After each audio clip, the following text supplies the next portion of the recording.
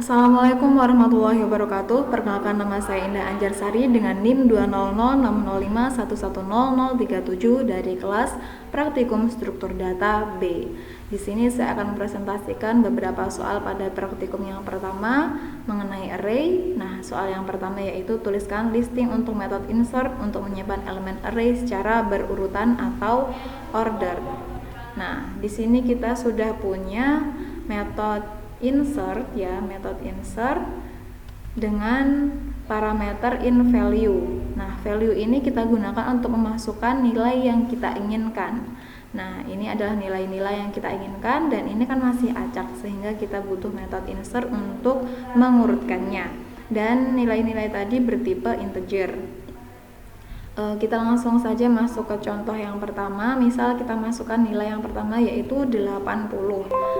Kita masukkan nilai 80, indeks sama dengan 0, indeks kurang dari n elemen, indeksnya 0 kurang dari n elemennya 0. Apakah 0 kurang dari 0? Salah, sehingga tidak dilanjutkan.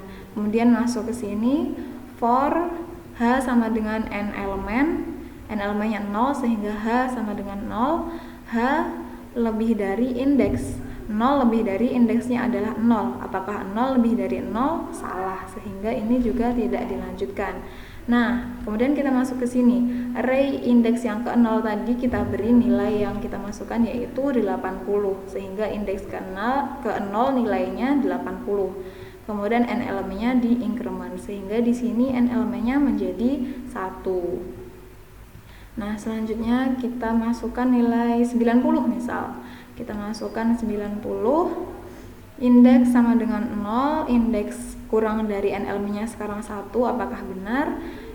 Benar. Terus if array indeksnya lebih besar dari value, 90 lebih besar dari value-nya, kemudian break. Nah, misal kita mendapatkan nilai yang lebih kecil, akan terjadi proses ini, penggeseran nilai, sehingga nilai yang lebih kecil akan menempati indeks yang lebih depan, seperti itu.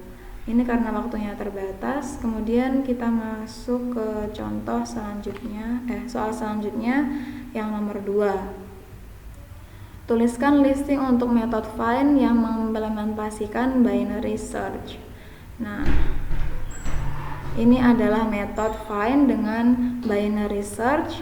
Kemudian ada argumen in key. Key ini adalah nilai yang ingin kita cari. Dia bertipe integer. Nah, kemudian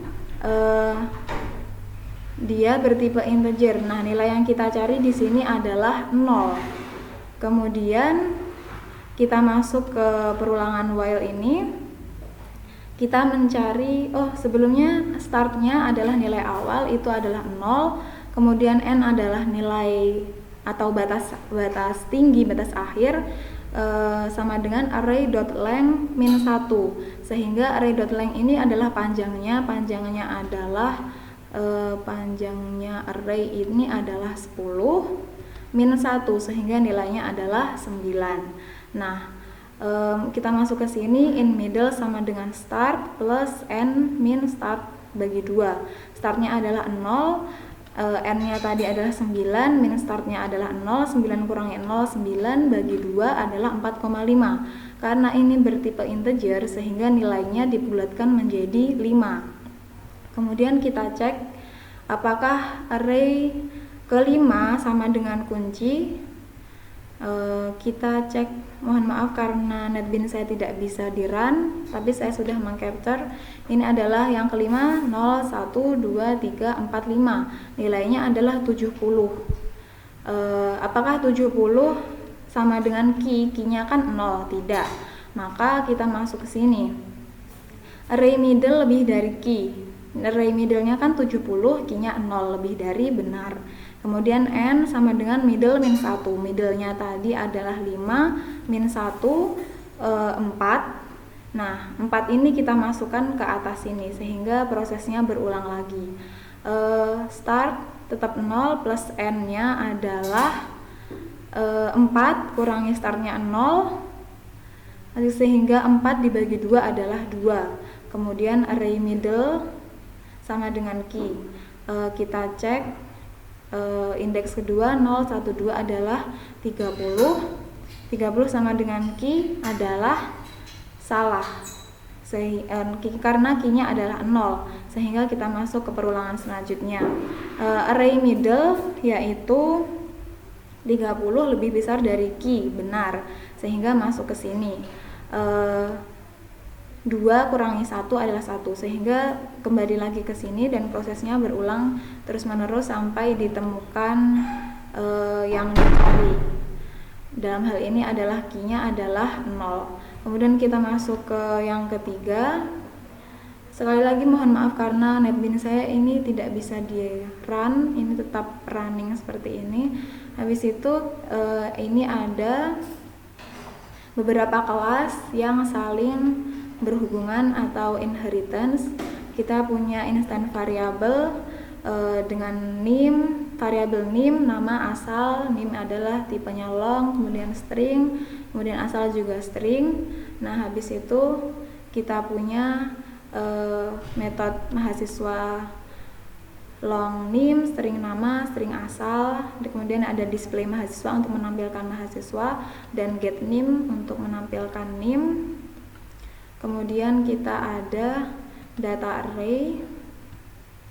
Data array di sini berisi metode data array, kemudian ada metode find dengan search name, karena name biasanya kan name kan selalu berbeda antara satu mahasiswa dengan mahasiswa lain, sehingga unik, ini tipe datanya harus unik, kemudian variabelnya harus unik, kemudian tipe datanya adalah long. Nah, kemudian ini adalah metode insert untuk menginsertkan nama, asal, name, mahasiswa. Kemudian ada delete untuk menghapus, kemudian ada display array. Nah, ini adalah metode main-nya untuk merun program ini. Ini adalah data-data yang kita masukkan, ada nama, kemudian asal, dan name. Kemudian display array ini untuk menampilkan array yang telah kita buat tadi, kita buat di atas. Kemudian ini juga ada data array.r. Jadi kita membuat kelas data array ini bisa diakses di kelas ini. Kira-kira itu yang dapat saya jelaskan. Mohon maaf karena NetBeans saya tidak bisa di run, sehingga penjelasannya kurang maksimal. Sekian, wassalamualaikum warahmatullahi wabarakatuh.